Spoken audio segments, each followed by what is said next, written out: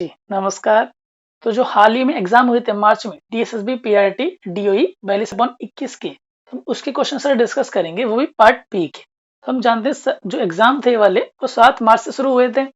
7 मार्च के सारे एग्ज़ाम आए थे वो काफ़ी ज़्यादा अच्छे लेवल के थे, या यूँ कहें डिफ़िकल्ट भी थे, है ना? आप उसको डिफ़िकल्ट भी बोल सकते हैं। अगर 7 मार्च की बात करें कौन से शिफ्ट ज़्यादा डिफ़िकल्ट थे, तो फर्स्ट शिफ्ट जो मॉर्निंग शिफ्ट था, वो काफ़ी ज़्यादा अनएक्सपेक्टेड और थोड़ा-सा डिफ़िकल्ट टाइप क्वेश्चन उसमें थे। तो अब वो काफ़ी डिफ़िकल्ट था, हाँ, तो अगर मैं चाहता तो 27 मार्च के जो एग्ज़ाम थे, उनको उठा सकता था पहले, ईज़ी वाले, है ना? लेकिन मैंने ऐसा नहीं करा क्योंकि मैं चाहता हूँ स्टार्टिंग से करें। स्टार्टिंग में 7 मार्च वाला हुआ था पहले शिफ्ट का, अब वो एग्ज़ाम हार्ड आ गया, तो सिर्फ़ वो हार्ड आया इस वज़ह से हम 27 मार्च में मूव नहीं कर सकते हैं ना। हमें सभी क्वेश्चन्स को देखना है, चाहे वो हार्ड हो या ईज़ी हो। तो अगर पहला हमारे नसीब में हार्ड पड़ा है तो कोई नहीं, हम उससे भागेंगे ही नहीं, है ना? उसको ही डिस्कस करेंगे पहले। तो आज हम डिस्कस करने वाले हैं 7 मार्च फर्स्ट शिफ्ट के पार्ट बी के क्वेश्चंस, है ना? तो चलिए हम अपनी वीडियो की तरफ पढ़ते हैं। अब इसको देखिए, एंजॉय कीजिए। जी, तो हम डिस्कस करते हैं 7 मार्च फर्स्ट शिफ्ट का एग्जाम पार्ट बी का। तो ये हमारा पहला क्वेश्चन है, which of the following theories is not related to gender schema theory. इनमें से कौन जो है जेंडर स्कीमा थ्योरी से संबंधित नहीं है। तो हमारे पास चार ऑप्शन है, कैरल लिन, सिगमंड फ्रॉइड, हल्वर्सन और सेंड्रा बैम। तो सेंड्रा बैम तो बहुत इंपॉर्टेंट पर्सन है इस क्वेश्चन के लिए, जो सेंड्रा बैम ने ही जेंडर स्कीमा थ्योरी दी थी। तो gender schema theory was given by the Sandra Bem. Sandra Bem ने थ्योरी दी थी। इस थ्योरी में सेंड्रा बैम ने क्या बातें की थी वो हम जान लेते हैं। तो जेंडर स्कीमा थ्योरी के अकॉर्डिंग हमारे जो दो जेंडर होते हैं, मेल और फीमेल, इनके स्कीमाज होते हैं। मेल जेंडर का स्कीमा और फीमेल जेंडर का स्कीमा। इसकी मतलब बोले तो एक तरीके से हमारी समझ, हमारी अंडरस्टैंडिंग मेल और फीमेल के प्रति। जो मेल्स के रोल्स होते हैं, मेल्स के जो काम होते हैं वो थोड़ा डिफरेंट होते हैं और फीमेल्स के रोल्स अलग होते हैं अकॉर्डिंग टू देयर कल्चर, उनके कल्चर के अकॉर्डिंग। क्योंकि हर एक कल्चर में मेल के कुछ रोल्स हो सकते हैं और फीमेल के रोल्स थोड़े अलग हो सकते हैं, तो depend on culture to culture. तो ये बात किसने बोली थी? सेंट्रा बैम ने अपनी स्कीमा थ्योरी में बोली थी। अब बात करते हैं कैरोलिन और हल्वर्सन किस तरीके से इस थ्योरी से संबंधित हैं। तो कैरोलिन और हल्वर्सन ने मिलकर दो टाइप्स दिए थे जेंडर स्कीमा के। They give two types of gender schema.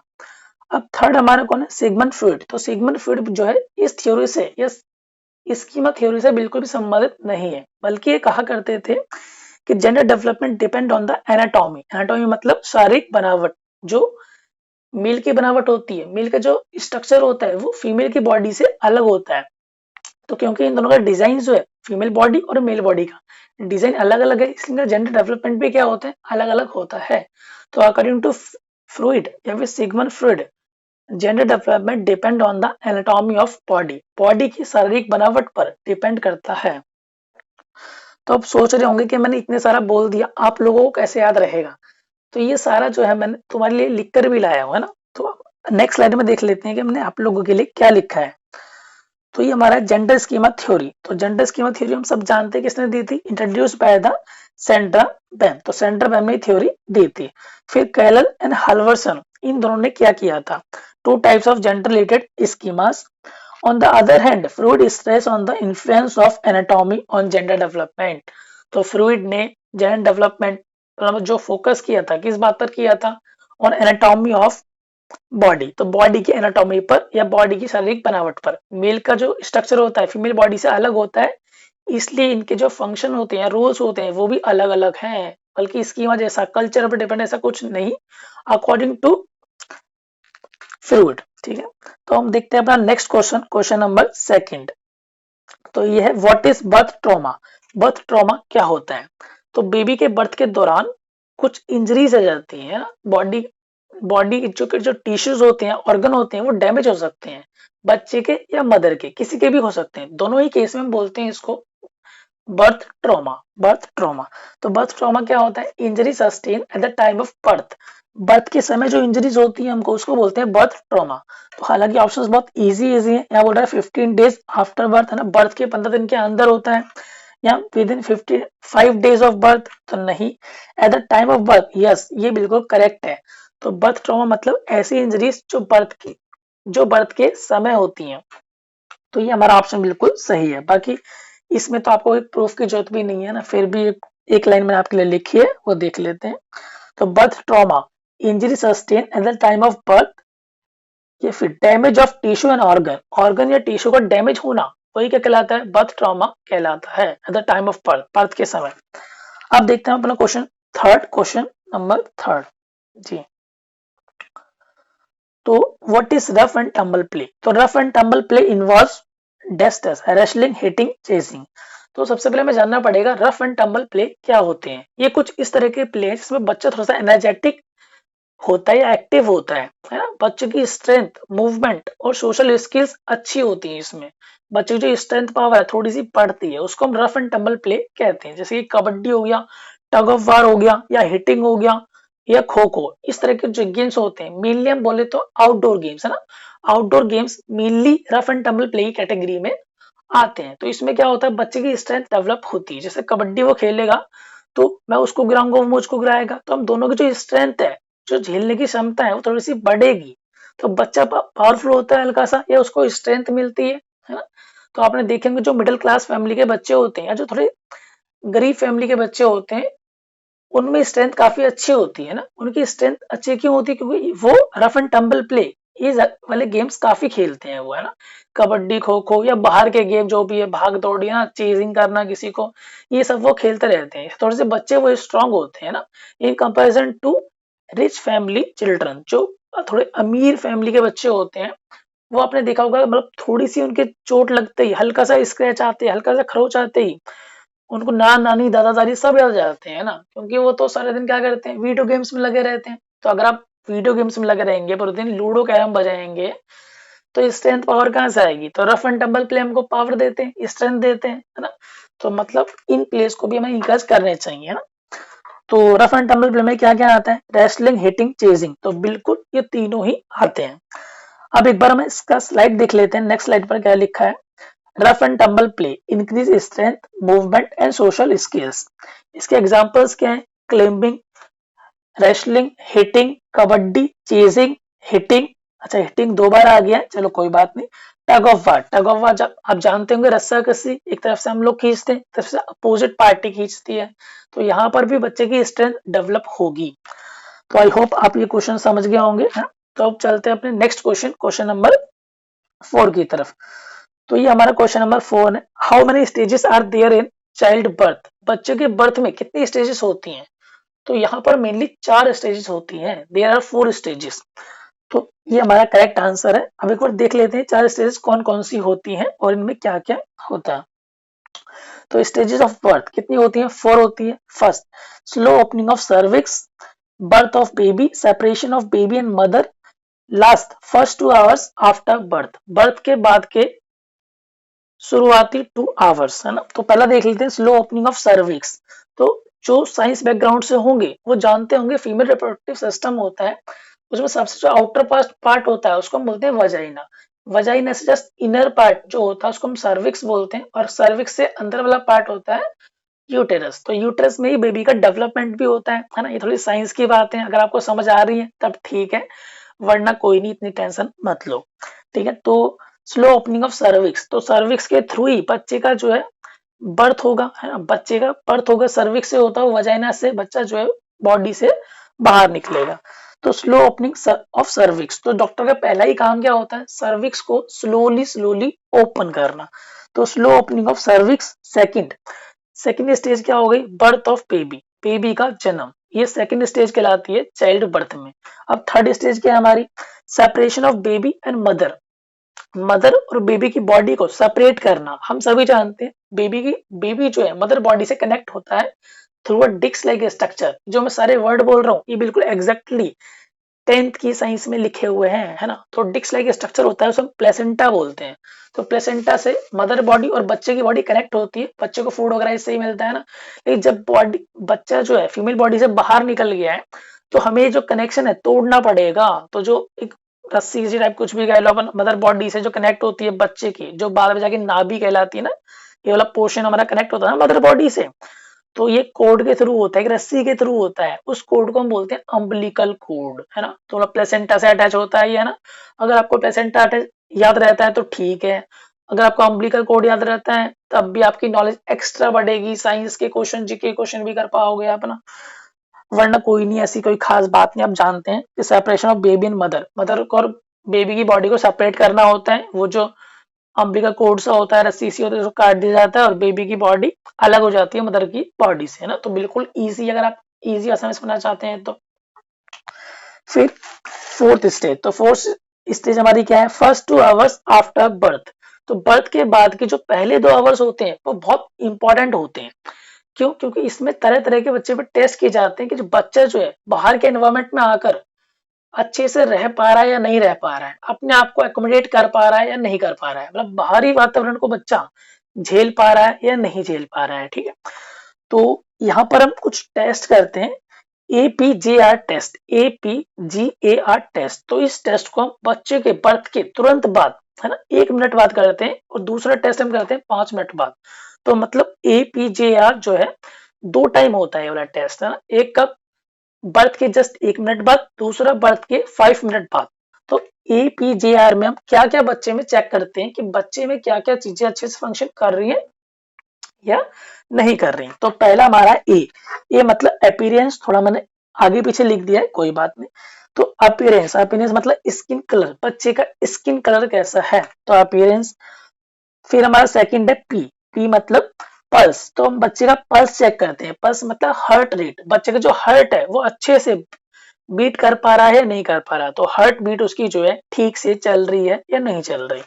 तो हार्ट बीट मतलब पल्स हो गया। फिर हमारा जी मतलब ग्रीमेस। तो ग्रीमेस मतलब क्या होता है, ग्रीमेस मतलब एक तरीके से आपके फेस एक्सप्रेशन, अगर आपको कुछ थोड़ी सी पीड़ा दी जाए, हल्की सी, है ना, हल्का सा को पेन दिया जाए, तो आप उस पेन को अपने फेस एक्सप्रेशन के थ्रू शो कर पा रहे या नहीं कर पा रहे, मतलब आपके फेस पर दिख रहा है कि आप पेन में, आप पीड़ा में, आपको कोई दिक्कत हो रही है। तो बच्चे को हल्का सा जो है थोड़ा सा मतलब पेन टाइप महसूस कराया जाता है, ताकि बच्चे के फेस एक्सप्रेशन को हम देख सके कि बच्चा अच्छे से रिस्पॉन्ड कर पा रहा है या नहीं कर पा रहा है। तो उसको हम रिफ्लेक्सेस बोलते हैं। क्या बोलते हैं?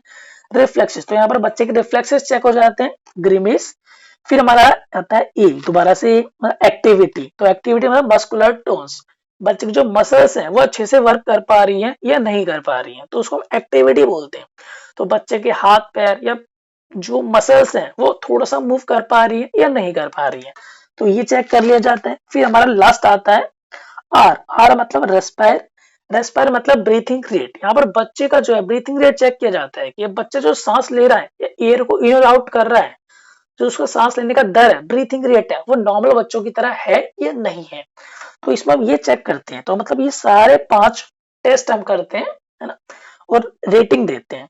तो APJR में हमने 5 टेस्ट पढ़ लिए। ये 2 बार होते हैं, बर्थ के 1 मिनट बाद और बर्थ के 5 मिनट बाद। तो देखिए हम बहुत सारे यहाँ पर पढ़ रहे हैं, क्वेश्चन एक ही था, है ना, लेकिन हमने इतना सारा डिस्कस किया है इसके लिए। तो ये बहुत इंपॉर्टेंट है, क्योंकि जितना हम डिस्कस करेंगे उतना माइंड में हमारे जाएगा। तो हो सकता है इस 40 मिनट के वीडियो में हम 20 क्वेश्चन डिस्कस कर पाए, लेकिन आप इन 20 क्वेश्चन का जो डिस्कशन होगा उसकी हेल्प से अगले 40 क्वेश्चन या किसी और पेपर के 20-30 क्वेश्चन आप लगा पाएंगे, क्योंकि यहाँ पर आप नॉलेज लेकर जा रहे हो। आप क्वेश्चन से रिलेटेड जो सारा मटेरियल है, कॉन्सेप्ट है, वो आप लेके जा रहे हो, है ना। Because I believe in concept clarity and understanding. अगर आपको अंडरस्टैंडिंग अच्छी होगी तो आप आगे भी क्वेश्चन कर पाओगे, है ना। तो यहाँ पर सर मेरा ये मकसद ये नहीं है कि मतलब आप जानते हैं कि यूट्यूब पर लोग कैसे पढ़ाते हैं ना, 4 ऑप्शन जैसे हमारे ये हैं तो पढ़ दिया। How many stage are there in child birth, child birth में कितनी स्टेज होती हैं, ऑप्शन बड़े 4 5 3 2। हाँ जल्दी जल्दी कमेंट में लिखिए, कमेंट में लिखिए, है ना, कमेंट में बच्चे लिखते रहते हैं ऑप्शन ABCD, है ना। फिर टीचर जो हम बड़ा बोलेगा कि हाँ बिल्कुल करेक्ट, बी ऑप्शन बिल्कुल इसका ठीक है ना, जो इस केस में ये है। तो ए आंसर इसका बिल्कुल ठीक है, बहुत अच्छे बहुत अच्छे बहुत अच्छे। चलो अब हम नेक्स्ट क्वेश्चन में पढ़ते हैं ना। तो इस तरीके से मैं अभी करा सकता था, लेकिन इस तरीके से करने का फायदा क्या है ना, इस तरीके से हमारा टाइम वेस्ट ही हो रहा है, क्योंकि अगर आपको उस क्वेश्चन के बारे में ये नहीं पता लग रहा कि जो करेक्ट आंसर है वो क्यों है और बाकी आंसर इनकरेक्ट क्यों है, आपको कोई भी अंडरस्टैंडिंग तो मिल ही नहीं रही है। जस्ट ऑप्शन देख रहे हो आप, ये तो पहले से ही PDF में टिक हो रखा है ना, मतलब अगर PDF देखोगे तो वहां तो आपको पहले टिक मिल जाएगा। तो मतलब ऐसी वीडियो से तो हमारा टाइम वेस्ट ही होता है। तो इसलिए मैं जानबूझकर सारा एक्सप्लेनेशन दे रहा हूँ आपको, और जो वीडियो है बड़ी कर रहा हूँ, ठीक है, क्योंकि अच्छे से हम समझेंगे तभी मजा आता है। चलिए अब हम नेक्स्ट क्वेश्चन में बढ़ते हैं, अपने क्वेश्चन नंबर 5। तो क्वेश्चन नंबर 5 क्या कहता है, अकॉर्डिंग टू प्याजे which of the following imitation pair is correctly match. तो प्याजे के अकॉर्डिंग कौन सा इमिटेशन पेयर जो है करेक्टली मैच है। तो इमिटेशन मतलब नकल उतारना। अब इमिटेशन जो है दो टाइप का होता है, इनविजिबल इमिटेशन और विजिबल इमिटेशन। इनविजिबल इमिटेशन क्या होता है, तो जब बच्चा नकल उतारता है या इमिटेशन करता है यूजिंग पार्ट ऑफ बॉडी जिनको बच्चा देख नहीं सकता है ना, बच्चा अपने उन पार्ट्स को यूज करके अगर नकल उतारता है जिन पार्ट्स को खुद नहीं देख सकता है तो उसे बोलते हैं invisible imitation. Like mouth of child, तो बच्चा माउथ से जो भी एक्शन करेगा, जो भी एक्शन कॉपी करेगा, क्या बच्चा उसको देख पाएगा, खुद के एक्शन को देख पाएगा क्या, नहीं। तो ये क्या है, इनविजिबल इमिटेशन। ये क्या है, इनविजिबल इमिटेशन। तो इस तरीके से दूसरा क्या होता है हमारा, विजिबल इमिटेशन। तो इसमें क्या होता है, बच्चा इमिटेशन करता है, नकल उतारता है ना, वो पार्ट्स का यूज करके जिन पार्ट्स को बच्चा खुद देख सकता है, जैसे कि बच्चे के हाथ और बच्चे के पैर। तो हाथ पैर का यूज करके जो भी हम कॉपी करते हैं या इमिटेशन करते हैं, है ना, वो आता है इसमें हमारा विजिबल इमिटेशन में। तो अपने विजिबल इमिटेशन और नॉन इनविजिबल इमिटेशन दोनों ही समझ लिए। अब देखते हैं क्वेश्चन में क्या कह रहा है। तो पहला क्या है, invisible imitation, imitation using parts of body that a baby can not see such as mouth. तो बिल्कुल करेक्ट है, जो मैंने आपको बताया बिल्कुल एग्जैक्टली वही लिखा हुआ है। फिर हमारा विजिबल इमिटेशन मतलब imitation with parts of body that baby can see such as feet and hand. तो यहाँ बच्चा जो है फीट और हैंड्स का यूज करके इमिटेशन करता है, ये ऐसे बॉडी के पार्ट्स हैं जिनको बच्चा देख पाता है। तो यहाँ क्या बोलेंगे, विजिबल इमिटेशन। तो हम समझ चुके हैं कि इसमें दोनों ही जो ऑप्शन है, ऑप्शन फर्स्ट और सेकंड, बोथ आर करेक्ट। तो हम क्या चूज करेंगे, both first and second are correct. तो इसका एक्सप्लेनेशन मैंने आपको अच्छे से दे दिया है, आप चाहे तो इसको बिल्कुल अच्छे से नोट कर सकते हैं अगर आपको आगे भी फायदा लेना है इससे। तो अब हम देखते हैं अपना नेक्स्ट क्वेश्चन, क्वेश्चन नंबर 6। तो question number 6 here, dash is the reciprocal enduring tie between infant and care giver. तो जैसे डेफिनेशन है ना, डेफिनेशन किसकी, अटैचमेंट की। तो डेफिनेशन है अटैचमेंट की किसने दी है, पपालिया ने दी है। तो पपालिया एक साइकोलॉजिस्ट का नाम है, तो पपालिया ने इसकी डेफिनेशन दी है ना, क्या दी है एक बार देख लेते हैं। हाँ, according to Papalia attachment is reciprocal enduring relationship या फिर टाई कुछ भी कह लो between child and care giver. तो बिल्कुल एग्जैक्टली वहां पर भी लिखी हुई है क्वेश्चन में हमारे, बस चाइल्ड की जगह क्या यूज हुआ है, इन्फेंट। तो उन दोनों का मीनिंग तो बिल्कुल सेम ही रहता है। तो मतलब ये जो डेफिनेशन है वो किसकी है, अटैचमेंट की है। तो यहाँ पर हमारा आंसर क्या होगा, अटैचमेंट होगा। Attachment is the reciprocal enduring tie between infant and care giver. तो बच्चे और उसके केयर गिवर के बीच में एक टाई रिलेशनशिप होता है, उसको हम क्या बोलेंगे, अटैचमेंट। उससे अटैच होते हैं ना, बच्चा अगर दूर जाता है किसी दूसरे स्ट्रेंजर के पास तो वो रह नहीं पाता है, रोने लगता है, because he feel attachment to his care giver. Same care giver के साथ भी होता है, वो बच्चे को जो अपने से दूर काफी समय तक देख नहीं सकती है, हाँ? तो ये एक तरह का अटैचमेंट है जो दोनों तरफ से होता है, रेसिप्रोकल होता है।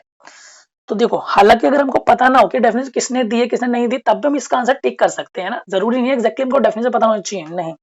तो देखो ये हमारा है, ठीक है, हमने क्वेश्चन पढ़ लिया बहुत अच्छे से। ऑप्शन पहला क्या है, रिप्लेसमेंट। तो रिप्लेसमेंट ये क्या है, तो इस क्वेश्चन में मैच ही नहीं खा रहा, रिप्लेसमेंट तो नहीं होगा।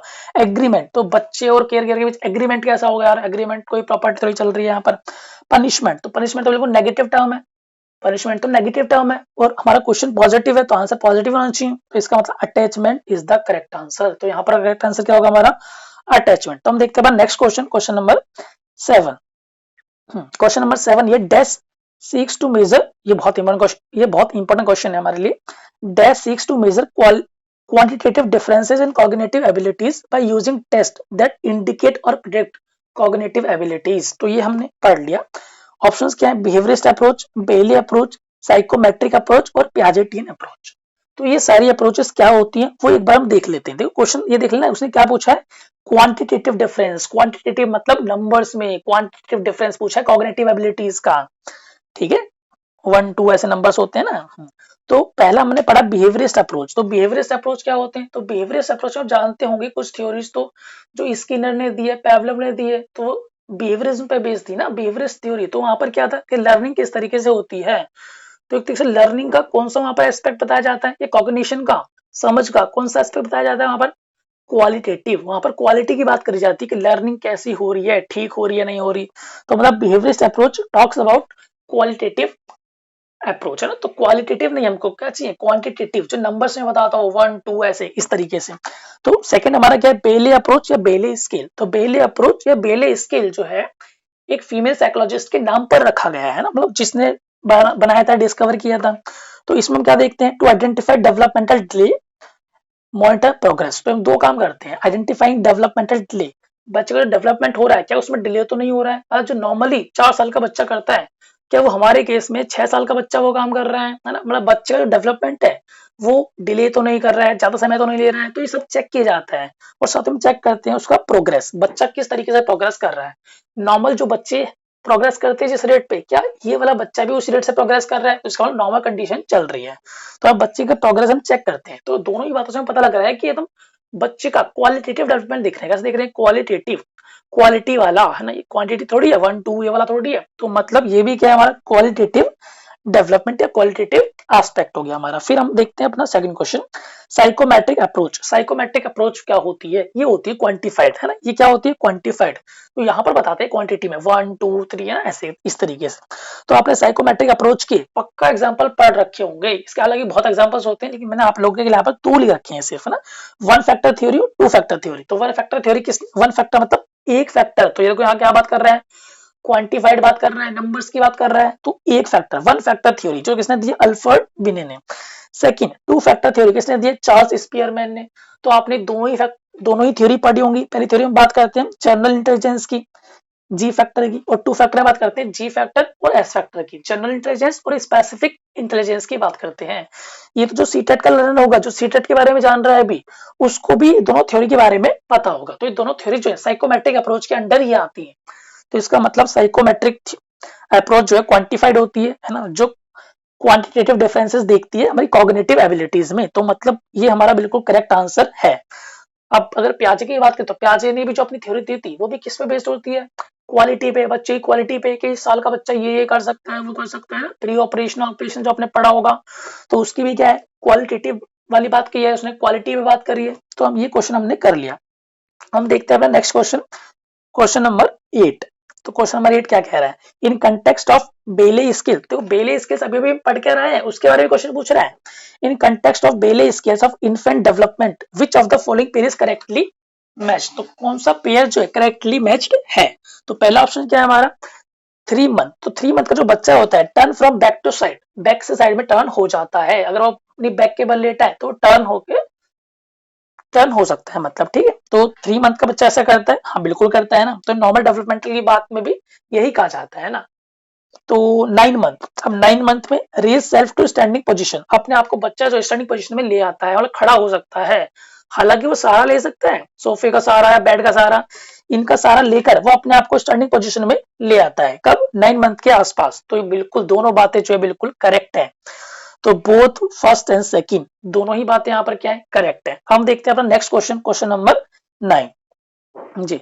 इन context of cognitive development in early childhood what is the theory of mind development. तो माइंड डेवलपमेंट की थ्योरी क्या कहती है। तो फर्स्ट ऑप्शन क्या है हमारा, it reflect brain maturation and improvement in cognition. तो हमारे ब्रेन के मैच्योरेशन, के ब्रेन मैच्योर हो रहा है इस बारे में बात करती है, और साथ में इंप्रूवमेंट इन कॉग्निशन, हमारी कॉग्निशन में, हमारी समझ में इंप्रूवमेंट होगा। तो बिल्कुल यही तो ब्रेन डेवलपमेंट है। तो मतलब ये बात तो बिल्कुल करेक्ट है। सेकंड हमारा, hereditary and environmental influences play a larger part in development. तो डेवलपमेंट में हेरिडिटी और एनवायरमेंट दोनों का ही लार्जर पार्ट होता है, या दोनों का रोल होता है, बिल्कुल करेक्ट है ना। ये भी फिर से सब बच्चों को पता होगा, है ना, जो सीटेट की तैयारी कर रहे हैं उनको भी पता होगा कि ये जो हमारा सेंटेंस बिल्कुल करेक्ट है, कि कोई सा भी डेवलपमेंट हो, दोनों ही डेवलप, हर किसी डेवलपमेंट में, हर किसी तरह के डेवलपमेंट पे हेरिडिटी और एनवायरमेंट दोनों का ही रोल होता है। ठीक है, तो ये भी हमारा क्या है, बिल्कुल करेक्ट है। तो यहाँ पर हमारे दोनों options, option 1 and option second दोनों ही करेक्ट हैं। तो बोथ आर करेक्ट। अब देखते हैं अपना नेक्स्ट क्वेश्चन, क्वेश्चन नंबर, देखो इस क्वेश्चन में मतलब आपको अलग से कुछ बताने की जरूरत थी नहीं, है ना, कि मैं अलग से आपके लिए कुछ लिख कर लाऊं एक्स्ट्रा। तो नॉर्मल क्वेश्चन आप ऐसे ही समझ सकते हैं, तो इसलिए मैंने इसके बारे में कुछ भी एक्स्ट्रा नहीं लिखा है, क्योंकि ऐसे समझा जा सकता है ये। तो आगे क्वेश्चन नंबर 10, तो ये भी थोड़ा इंपॉर्टेंट क्वेश्चन है।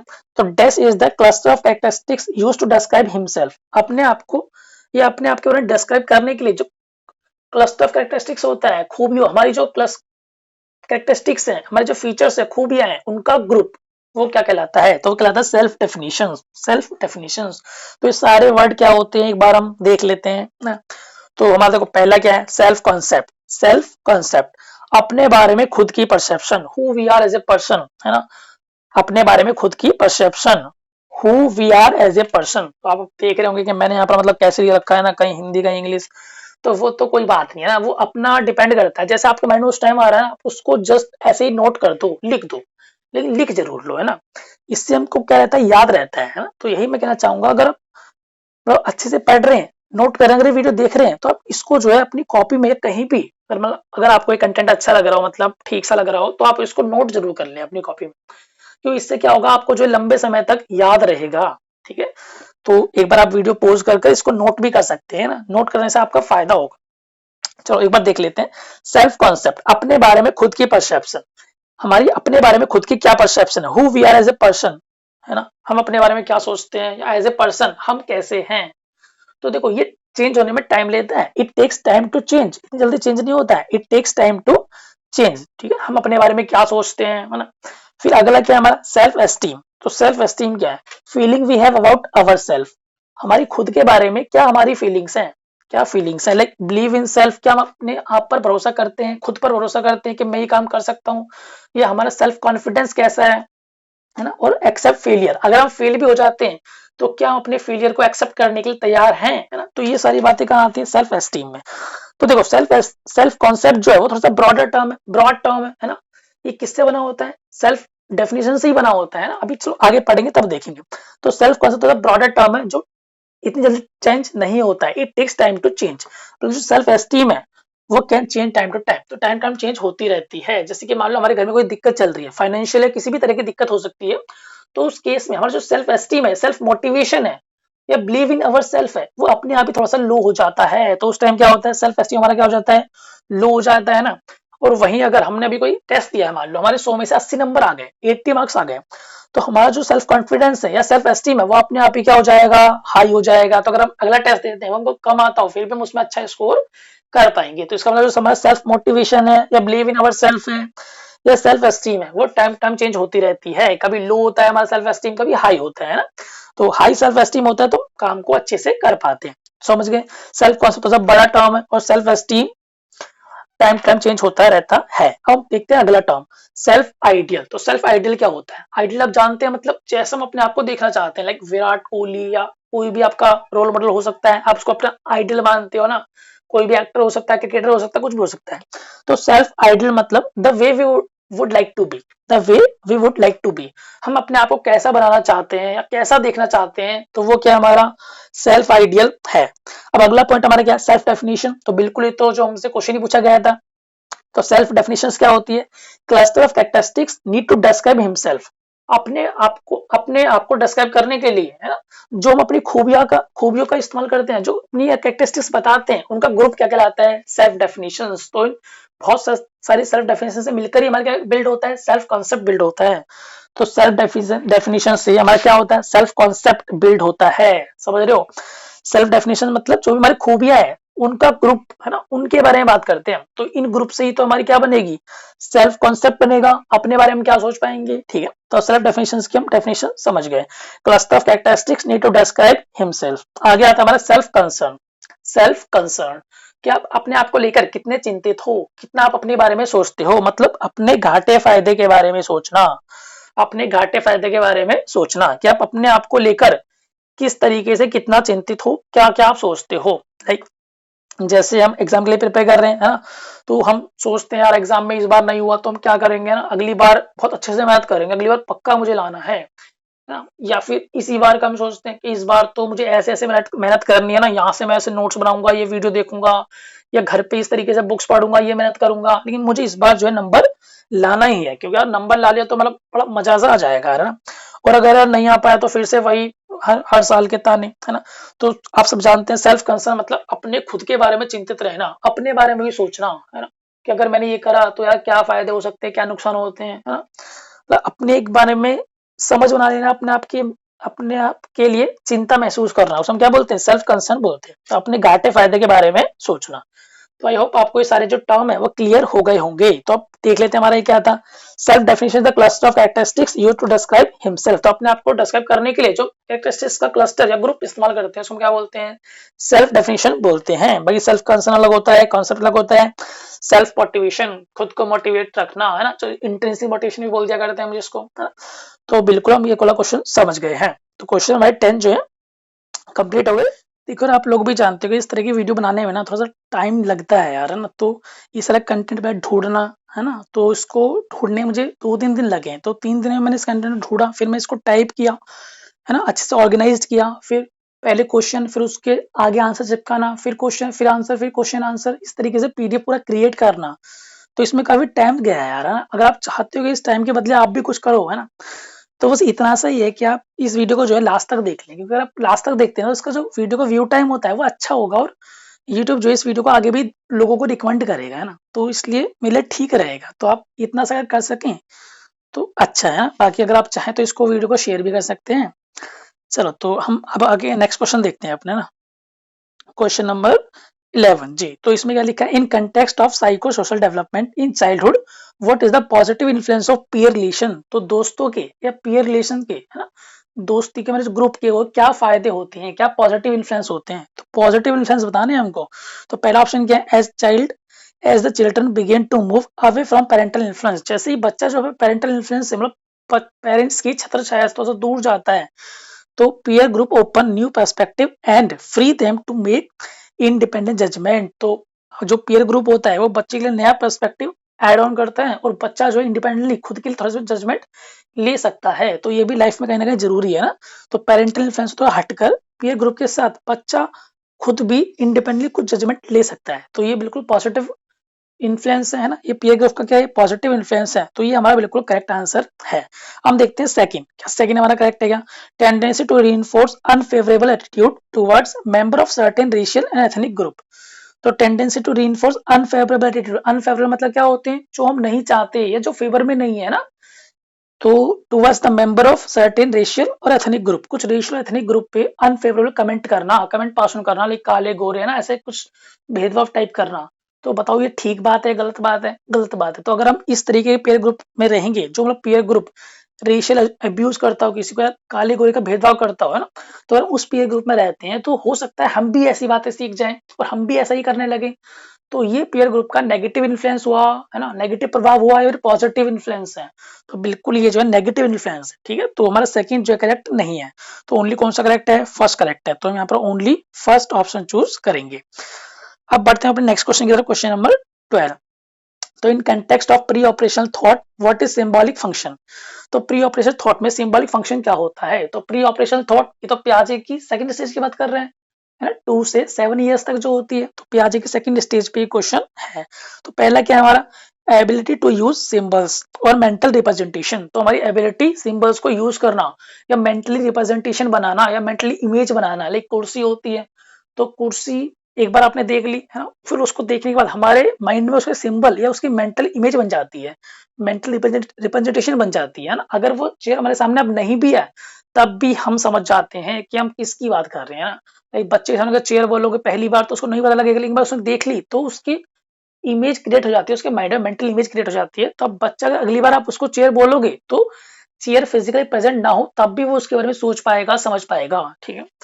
तो आगे हम देखते हैं सेकंड। तो ये तो देखो हमारा क्या हो गया, बिल्कुल ठीक हो गया फर्स्ट ऑप्शन। सेकंड ऑप्शन क्या है हमारा, symbols help children to remember and think about them without having them physically present. तो बिल्कुल ठीक बात है, अगर फिजिकली प्रेजेंट नहीं भी होंगी चीजें तो उसके सिंबल्स हमको हेल्प करते हैं उस चीज के बारे में सोचने के बारे में, या उसको रीथिंक रिमाइंड करने के लिए, ठीक है।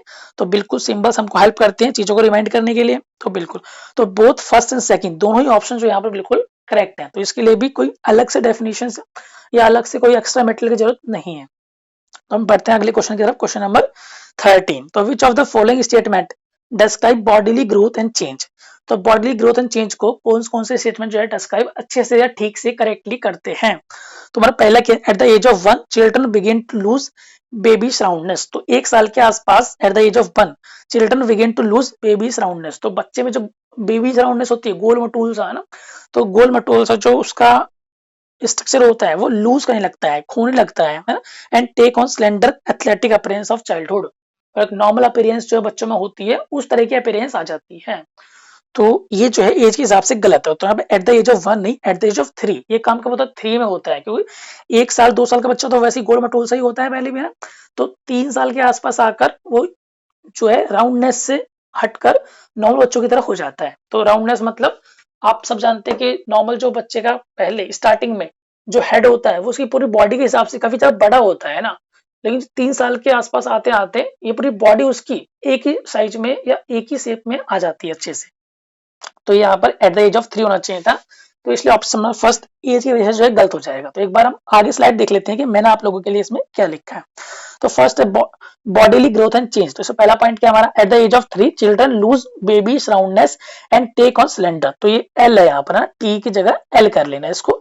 Cylinder athletic appearance of childhood. तो बिल्कुल ये तो वही पॉइंट है कि 3 साल के आसपास बेबी राउंडनेस जो लूज हो जाती है और बच्चा जो है एक एथलेटिक अपीयरेंस लेने लगता है। एथलेटिक मतलब जो एथलीट्स की होती है, नॉर्मल नॉर्मल अपीयरेंस बोल सकते हैं ना। चिल्ड्रन कैन जज and intercept pathway of small balls through children can judge and intercept pathway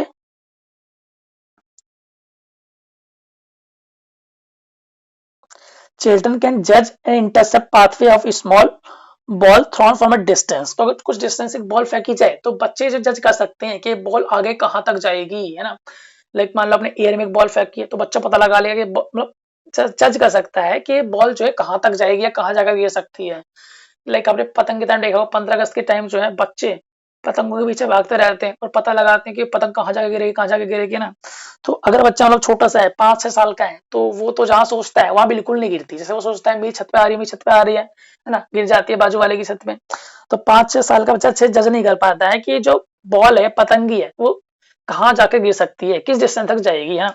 लेकिन ये जो है 10 साल का बच्चा बड़े अच्छे से पता कर सकता है। अगर बच्चा कितने साल का है? 10 साल का। तो यहाँ पर एट द एज ऑफ 10 यहाँ आप लिख लेना है ना, ये मैं लिखना भूल गया यहाँ पर। तो ये जो बात बता रहा हूँ सेकंड पॉइंट वो कब का है? At the age of 10।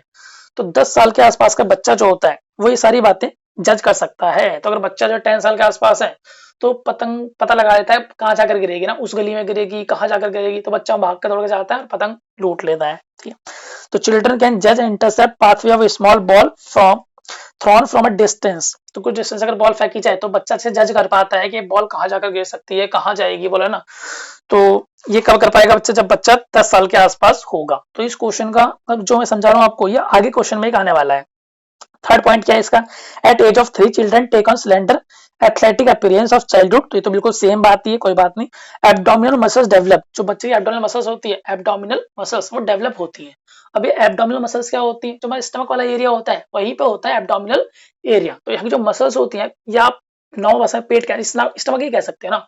तो ये स्टमक की मसल्स होती हैं वो डेवलप होती हैं और हमारी पोर्ट बेली को टाइट कर देती है। पोर्ट बेली मतलब यही जो अपना स्टमक होता है उसको बोल सकते हैं पोर्ट बेली। आपने देखा कुछ लोगों के जो पेट बाहर निकले होते हैं तो उसको हम पोर्ट बेली बोला करते हैं।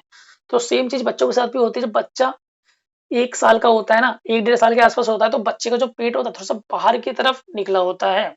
तो जब वो 3 साल के आसपास पहुंचता है तो जो उसका स्टमक है वो जो फूला होता है वो नॉर्मल शेप में आने लगता है। मतलब यहाँ की मसल्स डेवलप होती है, वो जो टाइट हो जाता है पेट, है ना, तो नॉर्मल शेप में आ जाता है। तो यहाँ क्या लिखा है? एब्डोमिनल मसल्स डेवलप कॉजिंग, जिससे क्या होता है? The pot belly tighten. Pot belly tight हो जाती है, पोर्ट बेली टाइट हो जाती है। तो ये भी कब होता है? At the age of 3।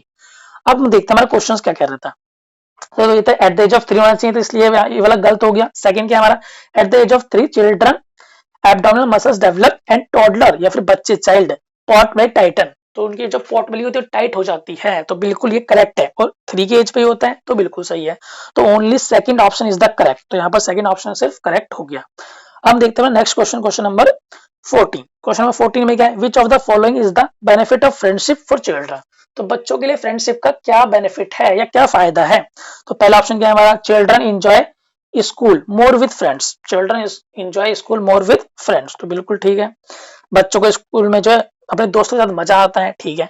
Friendship are the source of help and self validation. तो जो फ्रेंडशिप होती है वो सोर्स ऑफ हेल्प होते हैं, तो हमारी हेल्प दोस्ती करते हैं हमारे, और साथ ही सेल्फ वैलिडेशन। तो मतलब जैसे हम कहीं पार्टी में जा रहे होते हैं तो कोई शर्ट पहनते हैं हम, हमको अच्छी नहीं लगती, उतार देते हैं, फिर पहनते हैं ना। एक दोस्त बोलता है यार अरे भाई ये वाली शर्ट था क्या मस्त लग रही है भाई, कसम से यार है, अगर ये मेरे पास भी होता है भाई मैं तो यही पक्का पहनता है ना। बस फिर तुम कहाँ रुकने वाले हो, तुम तो हवा में उड़ोगे, है ना। इतनी तारीफ सुनने के बाद, मतलब दोस्त ने अगर एक बार कह दिया कि अच्छी लग रही है, तो बस भाई तुम तो सातवें आसमान पे। तो बिल्कुल तुम वही पहनोगे ना, बाहर जाके लोग चाहे कितना भी कुछ भी कहते रहे। तो मतलब दोस्त का हमको क्या चाहिए होता है, सेल्फ वैलिडेशन चाहिए होता है, ठीक है। तो ये भी बात क्या है, बिल्कुल मतलब ट्रू है, बेनिफिट है दोस्ती का। तो both first and second option are correct, तो यहाँ पर भी दोनों ऑप्शन जो है करेक्ट हैं। हम बढ़ते हैं नेक्स्ट क्वेश्चन, क्वेश्चन नंबर 15 की तरफ। तो इसमें क्या है, इन context of physical development in adolescence which of the following statement describe maturation. तो इनमें से कौन सा मैच्योरेशन के बारे में स्टेटमेंट ठीक है एडोलेसेंस में। तो process typically takes 4 years for both the genders. दोनों जेंडर में जो मैच्योरेशन का टाइम है वो 4 साल लेता ही लेता है ना। हालांकि फीमेल में थोड़ा सा जल्दी स्टार्ट हो जाता है। तो फीमेल बॉडी में एट द एज ऑफ 11 साल के आसपास एडोलेसेंस पीरियड है, मैच्योरिटी प्यूबर्टी स्टार्ट होती रहती है या होने लगती है।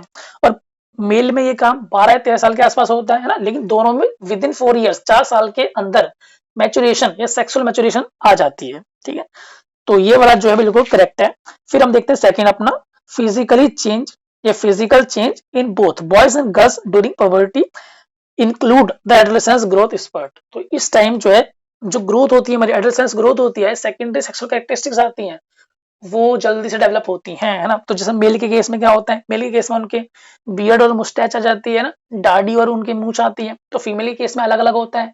तो यहाँ पर हमारे कैरेक्टरिस्टिक्स सेकेंडरी कैरेक्टरिस्टिक्स या सेकेंडरी सेक्सुअल कैरेक्टरिस्टिक्स डेवलप होती हैं।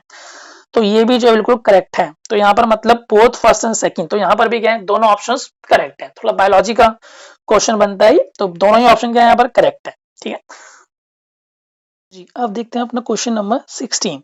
इन context of physical development in childhood which of the following statement regarding motor development is correct. कौन से स्टेटमेंट इनमें से ठीक है मोटर डेवलपमेंट के रिगार्डिंग। तो फर्स्ट हम पॉइंट पढ़ते हैं, it continue to improve in middle childhood. Middle childhood में ये जो है इम्प्रूव होता रहता है।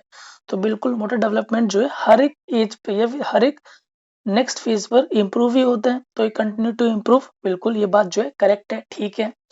अब पढ़ते हैं अपना second point, at the age of 6 children can जज and intercept pathway of small ball thrown from a distance. अगर कुछ डिस्टेंस से एक स्मॉल बॉल फेंकी जाए तो बच्चा जो इसका पाथ मतलब ये बॉल कहाँ जाएगी और कैसे जाएगी उसको थोड़ा जज कर सकता है, जो कि हम पहले ही पढ़कर आए हैं ना। लेकिन ये जो काम है वो किस एज पे होता है, ये होता है at the age of 10, 10 years पे होता है, 10 year की एज पे होता है। यहाँ क्या लिखा है 6 year एज लिखा है, इसलिए ये जो पॉइंट है हमारा गलत हो जाएगा। तो only first is correct, only first is correct, है ना। मैं दोबारा से इसको स्लाइड में रखा हुआ है आगे, देखिए आप ये देख लीजिए। तो ये पॉइंट तो हम पहले पढ़ चुके हैं ना। तो चिल्ड्रन कैन जज and intercept pathway of small ball thrown from small distance. तो कुछ डिस्टेंस से अगर हम बॉल फेंकेंगे तो बच्चा उसका पाथ बता सकता है, लेकिन कब होता है एट द एज ऑफ 10। तो यहाँ पर आप ब्रैकेट में लिख लीजिए एट द एज ऑफ 10, है ना। मैं यहाँ लिखना भूल गया था, तो यहाँ पर 10 एज लिख लीजिए, है ना। तो आगे क्या है, गर्ल्स कैन रन 17 फीट पर सेकेंड। जो गर्ल्स हैं 17 फीट रन कर सकती है 1 सेकेंड में। इसका मतलब मीटर में बोले तो 300 मीटर के राउंड 1 मिनट में। तो run girls can run 300 metre 300 metre in 1 minute, है ना। 1 मिनट में वो 300 मीटर दौड़ सकती हैं। कब 10 ईयर्स की एज पे, at the age of 10 years, ठीक है। तो यहाँ लिख लीजिए प्लीज 10 ईयर्स जी। तो ये तो हम सबने पढ़ लिया था। अब आगे हम बढ़ते हैं नेक्स्ट क्वेश्चन पे, question number 17। Which of the following state of arousal in infancy is correctly matched with their movement। तो इनमें से कौन सा जो है करेक्टली मैच है विद रिगार्ड टू इन्फेंसी। तो पहला क्या हमारा इरेगुलर स्लीप, इरेगुलर स्लीप। तो इसमें क्या होता है, बच्चा कभी सोता है कभी जागता है, कभी सोता है कभी जागता है। तो स्लीप जो है उसकी इरेगुलर होती है। तो यहाँ पर क्या होता है, मसल्स ट्विच, मसल जो है ट्विच करती है, मतलब सडनली कभी हाथ मूव कर गया या सडनली पैर मूव कर गया हल्का सा, है ना। बट नो मेजर मूवमेंट, लेकिन कोई भी मेजर मूवमेंट नहीं होती है। लाइक बच्चा सो रहा था एकदम उठ गया, उठकर बैठ गया या फिर खड़ा हो गया, तो बच्चा ऐसे नहीं करता, मतलब सोता तो रहता है लेकिन कभी जागता है कभी सोता है, इस तरीके से होता है, ठीक है। तो मसल्स ट्विच करते हैं, मतलब ठीक है, समझ रहे हो। तो मसल्स जो है ट्विच करती है यहाँ पर। फिर हमारा अलर्ट इनएक्टिविटी, अलर्ट इनएक्टिविटी। तो अलर्ट इनएक्टिविटी में क्या होता है, यहाँ पर देखो अलर्ट भी रहेगा बच्चा और इनएक्टिव भी रहेगा। अलर्ट कैसे, जब बच्चा सो रहा है ना उसकी आंखें खुली हैं तो अलर्ट है। इनएक्टिविटी क्यों, क्योंकि अपने हाथ पैर नहीं हिलाएगा ना, विदाउट नहीं मूवमेंट इधर उधर देखता रहता है, ये पंखा कैसे चल रहा है ना, ये टीवी टीवी में क्या हो रहा है, ये कूलर गैस चल रहा है, तो सब आसपास की चीजों को ऑब्जर्व करता है विदाउट एनी मूवमेंट। तो इसका मतलब वो बच्चा अलर्ट तो है लेकिन कोई मूवमेंट नहीं कर रहा है, तो एक्टिव नहीं है, कैसा है, इनएक्टिव। इसलिए हम इसको बोलते हैं अलर्ट इनएक्टिविटी। अलर्ट इनएक्टिविटी इसमें क्या होता है, क्वाइट मूवमेंट, ठीक है, मे मूव हेड, है ना, क्वाइट मतलब चुप रहकर, हाँ, कुछ बोलेगा नहीं वो। मे मूव इज हेड, अपना हेड मूव कर सकता है। लिम्स मतलब हाथ पैर मूव कर सकता है। व्हाइल लुकिंग अराउंड, आसपास देखते हुए। तो इसको हम बोलते हैं अलर्ट इनएक्टिविटी। तो दोनों ही स्टेटमेंट बिल्कुल करेक्ट है, तो बोथ फर्स्ट एंड सेकंड इसका करेक्ट आंसर होगा। आगे हम बढ़ते question number 18। By which process infant and care giver communicate emotional state to each other and respond appropriately. तो इनमें से किसके थ्रू जो बच्चा है और उसका केयर टेकर या केयर गिवर है, उन दोनों के बीच कम्युनिकेट होता है इमोशनल स्टेट एक दूसरे की। एक बच्चा जब रोता है तो मदर को या केयर गिवर केयर टेकर को पता लग जाता है कि बच्चा क्यों रो रहा है, उसको खाना चाहिए, उसको पीना चाहिए, या फिर उसको कुछ और चाहिए, ठीक है। सेम उसी तरीके से अगर मदर को कोई दिक्कत होती है, मदर अगर कभी मतलब क्राई करती है तो बच्चा भी साथ साथ रोने लगता है, तो मतलब बच्चा भी समझ पा रहा है कि मदर की इमोशनल स्टेट क्या है। तो ये किस तरीके से रेगुलेट होता है वो हमको बताना है। तो देखो आप दोनों का पूछ रहे हैं ना वो। तो पहला क्या है, डिस्टिंक्ट रेगुलेशन, तो ये तो नहीं होगा। डिस्टिंक्ट अलग अलग, सेपरेट, सेपरेट मतलब भी अलग अलग होता है। और डी अटैच, डी अटैच भी अलग है, हालांकि नेगेटिव वर्ड भी है डी अटैच, है ना। तो यहाँ पर म्यूचुअल रेगुलेशन, तो यहाँ पर म्यूचुअल रेगुलेशन होता है दोनों की तरफ से, दोनों तरफ से रेगुलेट होता है, और वो एक दूसरे को अपनी इमोशनल स्टेट कम्युनिकेट कर पाते हैं, ठीक है। तो यहाँ पर जो करेक्ट आंसर होगा ऑप्शन डी, म्यूचुअल रेगुलेशन। अब हम बढ़ते हैं अपने नेक्स्ट क्वेश्चन, क्वेश्चन नंबर 19। तो विच of the following mnemonic strategy for the development of middle age children is correct. इनमें से कौन सा जो स्टेटमेंट है करेक्ट है, ठीक है। तो इस क्वेश्चन के लिए मैंने बहुत सारा मतलब देखा, मैंने बहुत गूगल किया, हर जगह मैंने इसको ढूंढा, लेकिन मैं कहीं भी इसका जो है करेक्ट एक्सप्लेनेशन जो है आपके लिए नहीं ला पाया हूँ, मैं इसका आंसर जो है एग्जैक्टली ढूंढ नहीं पाया। और वो ऐसा क्यों, तो उसके पीछे रीजन भी है। देखो आप सेकंड पॉइंट पढ़िए, क्या लिखा है, most children do not do grouping until the age of at least age of 10 years. तो कम से कम 10 साल तक बच्चा जो ग्रुपिंग नहीं करता है, ग्रुप्स नहीं बनाता है। लेकिन हमने पढ़ा हुआ चाइल्ड डेवलपमेंट में, है ना, जब बच्चे में चाइल्ड डेवलपमेंट होता है तो मिडिल चाइल्डहुड, है ना, तो चाइल्डहुड हमारा लेटर चाइल्डहुड होता है, मतलब एज 7 to 10 और 11 ईयर्स के आसपास। लेटर चाइल्डहुड कब का होता है पीरियड, 7 एज के आसपास से लेकर 10 और 11 के आसपास तक। तो इसको हम क्या बोलते थे, इसको हम बोलते हैं गैंग एज। यहाँ बच्चा गैंग बनाता है, ग्रुप बनाता है। तो अगर बच्चा 7 एज से ही ग्रुप बना रहा है, 7 साल से ही ग्रुप बना रहा है, गैंग एज कहला रहा है, तो फिर यहाँ जो स्टेटमेंट लिखा है कि 10 साल तक वो ग्रुप बनाएगा ही नहीं, तो मतलब ये दोनों स्टेटमेंट जो है मेल तो नहीं खा रहे, कंट्राडिक्ट कर रहे हैं, है ना। तो जो मेरे थॉट्स, मेरे खुद के थॉट्स हैं, वो इस क्वेश्चन के अकॉर्डिंग नहीं है, इस क्वेश्चन से बहुत अलग है। तो इसलिए मैं कोई भी अपनी रीजनिंग नहीं लगा पा रहा हूँ इस क्वेश्चन में, है ना। कैसे, देखो यहाँ पर इसने बोला सेकंड आंसर करेक्ट है ना, लेकिन हमारे हिसाब से सेकंड आंसर तो इनकरेक्ट आ रहा है।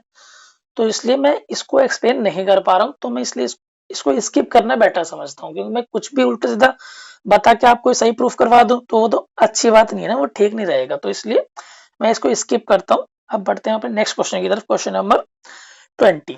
What is gender constituency. Gender constituency क्या होता है, तो कॉन्स्टेंसी मतलब कांस्टेंट, जो सेम रहता है, जो चेंज नहीं होता है। तो फर्स्ट पॉइंट क्या है, चाइल्ड्स अवेयरनेस अबाउट हिज और हर सेक्स बीइंग ऑलवेज सेम। जब बच्चे में अवेयरनेस आ जाती है कि उसका जो सेक्स है, मेल और फीमेल, वो चेंज नहीं होने वाला, वो हमेशा सेम ही रहेगा, ठीक है। It is also called sex category constituency. इसको हम सेक्स कैटेगरी कॉन्स्टेंसी भी बोलते हैं। तो दोनों ही बात क्या है, बिल्कुल ट्रू है। तो ये दोनों बात ट्रू है, तो मतलब बहुत फर्स्ट एंड सेकंड, ठीक है। जेंडर कॉन्स्टेंसी मतलब जेंडर चेंज नहीं हो सकता, तो ये मैंने आगे लिखा भी है आपके लिए। तो जेंडर कॉन्स्टेंसी या सेक्स कैटेगरी कॉन्स्टेंसी दोनों सेम ही नाम है। First point, gender is invariant human property. Gender जो है इनवेरिएंट ह्यूमन प्रॉपर्टी है, ह्यूमन की ऐसी प्रॉपर्टी जो चेंज नहीं हो सकती, जो वेरी नहीं कर सकती, इनवेरिएंट है। Does not change across time, time के अक्रॉस, टाइम के हिसाब से ये जेंडर चेंज नहीं हो सकता। मेल, आज तुम मेल हो कल फीमेल, ऐसा थोड़ी हो सकता है भाई। तो मेल है तो मेल रहेगा, और फीमेल है तो फीमेल रहेगा। तो इस तरीके से हमने पूरे 20 क्वेश्चन डिस्कस कर लिए, ठीक है। तो अगर आपको देखो अच्छा लगा है ना, अगर वीडियो से आपको कुछ भी सीखने के लिए मिला है, या आपको मतलब ये वीडियो देखने में मजा आया है कुछ भी, तो आप कमेंट में पक्का एक बार लिख दीजिए, है ना। कमेंट में जो भी आपका फीडबैक रहेगा, अच्छा या बुरा, आप बस लिख दीजिए एक बार, है ना। आपका पॉजिटिव नेगेटिव जो भी आप मुझे सजेशन देना चाहते हैं, सजेशन दीजिए। हम वीडियोस को जो है और बेटर कैसे बना सकते हैं। तो थैंक यू, मिलते हैं कभी नेक्स्ट वीडियो में, तब तक के लिए बाय बाय।